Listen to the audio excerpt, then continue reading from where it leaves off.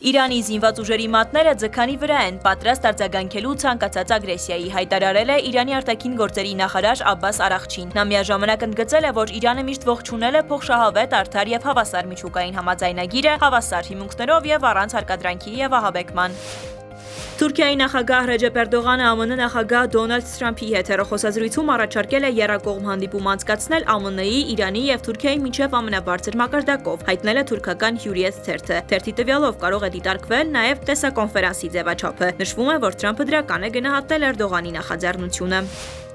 Իրանի եւ Թուրքիայի արտաքին գործերի նախարարներն էլ հեռախոսազրույց են ունեցել։ Իրանի ԱԳՆ տվյալով Աբբաս Արաղչին եւ Հական Ֆիդանը մերժել են տարածաշրջանի երկրների գործերին սպառնալիքներն ու ապակառուցողական միջամտությունը։ Նրանք ընդգծել են բոլոր շահագրգիռ կողմերի շարունակական ջանքերի կարեւորությունը կանխելու լարվածության սրումն ու տարածաշրջանային խաղաղությանն ու կայունությանը սպառնացող վտանգները։